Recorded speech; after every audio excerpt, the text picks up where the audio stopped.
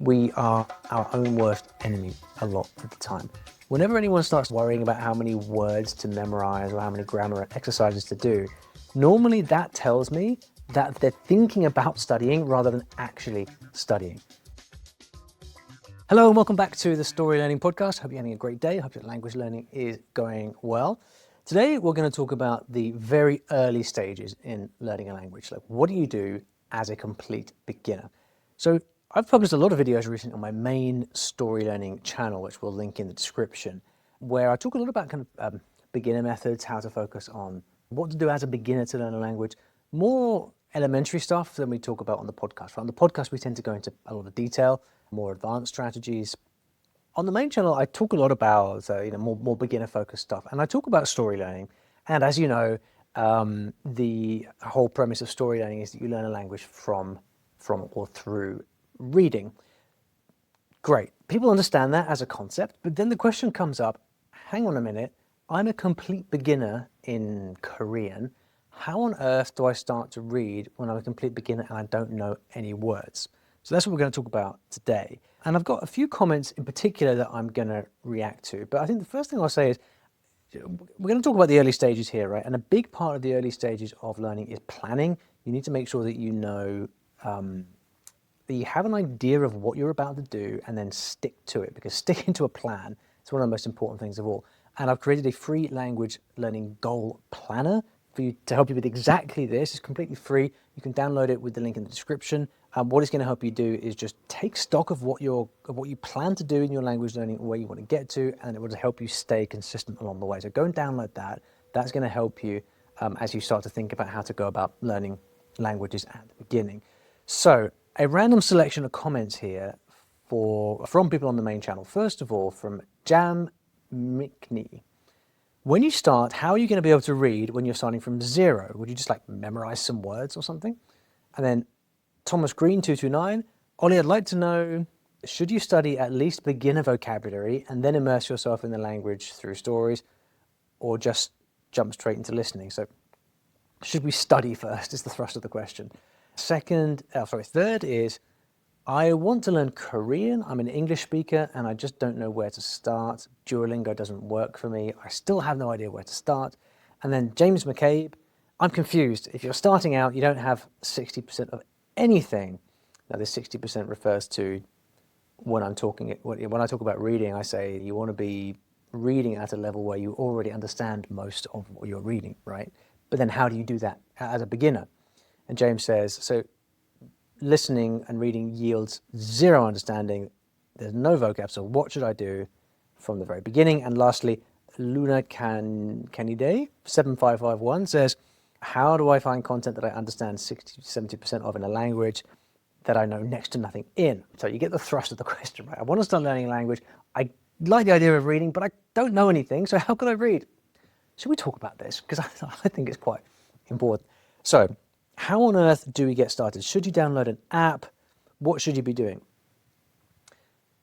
Let's start from the bird's eye view and work our way down, right? So when someone like me talks about language learning, I'm generally not very focused on the very beginner stages. And the simple reason for that is that learning a language is a huge task that takes many years if you do it properly, right? If you want to learn a language to a high level, there's not a 3-month thing. This is a 3-year thing, maybe even a 10-year thing. That's the reality, okay? And so, for me, like, whatever you do as a beginner, as long as you study something, you're going to get out of the beginner stages quite quickly. And that's where things start to get really complicated, because that's where the journey really begins, all right? When you come out of the beginner stage, like, you haven't even started the marathon yet. It was the London Marathon last Sunday, so it's kind of on my mind. You're still in the starter blocks of the marathon, right? Not that marathons have blocks, you know what I'm talking about. You're still like, you haven't even started the race, right? The race begins once you get out of the beginner stage. And so what people like me are getting at when we're talking about language learning is what works for the long haul to take you from some understanding through to fluency. And this is why reading is so important, because the basic premise is that you need to have a lot of input into your brain so that you can learn naturally. That's the only way you stand a chance of acquiring enough information to actually understand the language and then to go on to be able to speak it. That's the principle. But then if you are a complete beginner, you're listening to me talking and saying, well, how do I do that as a beginner? So very specifically, here is exactly what I do as a beginner. So I start with a guided program of some kind. Now at StoryLearning, we have our uncovered courses. So if you were starting with Korean, you could get our Korean uncovered course. We have like over 15 languages now. It doesn't have to be our StoryLearning stuff though. You could get a teach yourself textbook. You could get any beginner course you like. It doesn't really matter. A beginner program has done the work for you of selecting all the beginner stuff, and you go through that program, whether it's a course or a textbook, and you kind of have a basic understanding by that point, right? Go through a beginner program, you will learn the main vocabulary in the language, the basics of the grammar, the pronunciation. Day one of learning a new language means that, right? The other day, I was learning some Greek.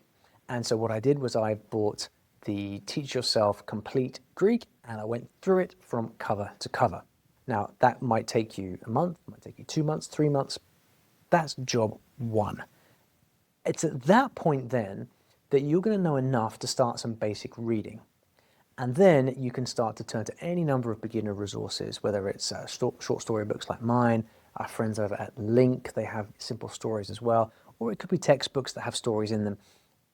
Beginner material where you're now going to be able to use the stuff that you've learned from your textbook, and you're going to be able to start reading. Right? So that's what we want to get to. But for the beginner stages, you're right, you can't read 60% of anything on day one, but you'd be surprised how much you can read. So for example, when we teach languages in our uncovered courses at StoryLearning, what we do is we start by looking for cognates.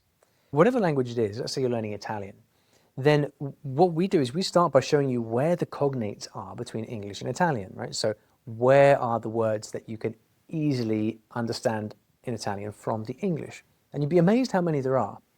And what this means is you can start to recognize a lot of stuff very quickly. Right, now with Korean, for example, people get very frustrated with the script. They say, well, how can I read when I don't know the script? Well, in the case of Korean, you can learn the script in a couple of hours. It's not difficult. Right, so you can learn that script very quickly and then start to read some material. The point is, what I'm really trying to get at here is that as a beginner, you need to do a certain amount of hard study work at the beginning just to learn the basics. But then very quickly, you can start to read material. So what kind of material can you read as a beginner? Any textbook really that has, say, dialogues in it or short stories are going to be written so simply that you can understand them as a beginner. They're going to be written with the most high frequency words, and that's enough to get you started. So basically the pattern that I like to go through and that I recommend people do is like day one, don't use Duolingo, don't use some app, get a proper structured course where someone has done all the hard work of actually selecting the material for you. Go through it from end to end and just treat it like a piece of work. Whether it takes you 1 month, 2 months, 3 months, doesn't matter. Just go through that. That will give you the basics of the language. And at that point then, you can start to look around for other material for learners that has lots of dialogues in it, has lots of maybe little stories in it, whatever it may be. And at that point then, you can start to focus most of your time on reading simple things. Right? And you'd be amazed how much stuff there is out there. So that's the approach, right? I think when you are a complete beginner in a language, everything seems daunting. Everything seems like a mammoth task because you know nothing. You're not aware of any of the issues, challenges in the language. Everything is foreign, so to speak, right? I think what I'd like to convey is that feeling of everything being foreign and different and incomprehensible and overwhelming, it quite quickly dissipates once you actually get stuck into the language. Everything when it's unfamiliar seems hard. And this is why, step number one for me is simply just go through a simple program, simple course of study. Don't worry so much. Don't try to memorize anything. Just by going through it, it will start to put the language on the map. All right, so someone here in the comments is saying, should I just memorize a bunch of language, a bunch of vocabulary before starting to read? Well, by going through a structured beginner program of some kind, what's going to happen is all the basic vocabulary is going to be in there. It's going to get repeated a lot, and you're going to end up learning it naturally without having to memorize it. I was writing about this just today, actually. We tend to, as beginners, focus on the object of study, meaning the grammar and the vocabulary, and we approach it and we think we have to memorize all these things. In reality, far more important than the object of study is the process and the behavior that you go through. So if you can say to yourself, I'm going to sit down and study Korean for an hour a day, and all I'm going to do is work through my textbook, the fact that you sit down for an hour a day and you keep it up for 1, 2, 3 months tells me everything I need to know. You are going to learn everything you need to know simply because you are turning up and you're having that contact time with the language. It's a little bit like in the gym, you have the concept of time under tension for muscles, right? The longer that your muscles are actually resisting a weight of some kind, the more development your muscles are going to see. It's the same with language.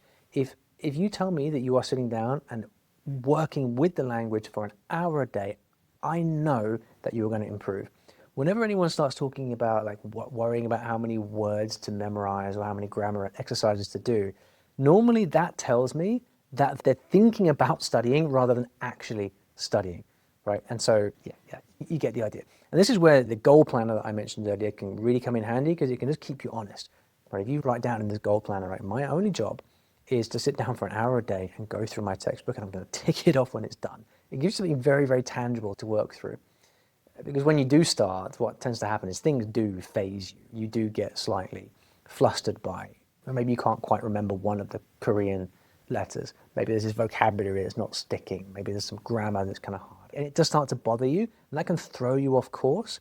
But when you've got a very simple goal, like I'm just going to work through my textbook for an hour a day for as long as it takes to get to the end, then that's going to do almost all of the work for you.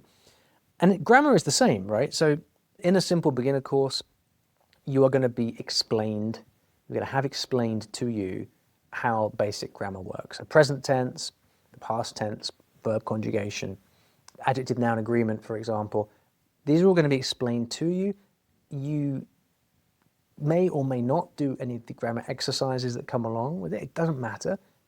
As it is explained to you, you will see it coming up over and over again, and as a result, you will learn it naturally. It doesn't matter if you memorize everything or get it perfect.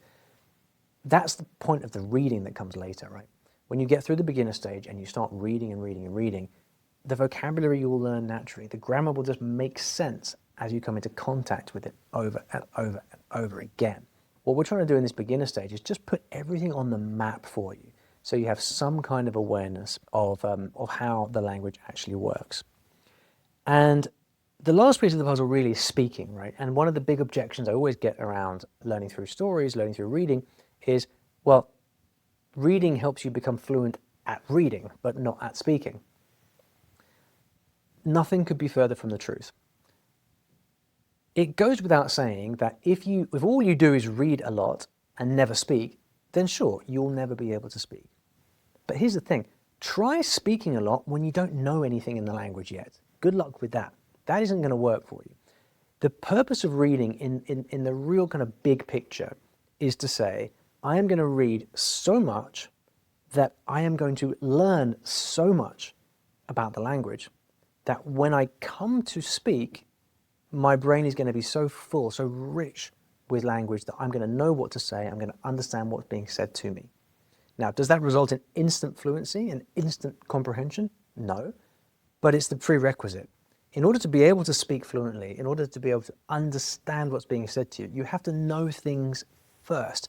And so the purpose of reading is to just give you so much input that you know so much that you now actually stand a chance of being able to speak fluently or understand when you are being spoken to. So I've tried to keep this as simple as possible. Hopefully that gives you a fairly clear idea of how I think about this and how really so much of language learning we can make simple. It can be very, very straightforward. We are our own worst enemy a lot of the time. So this has been how to learn a language from scratch. Hopefully that clears up a few things. Thank you for listening, and I'll see you back in the next episode of the podcast.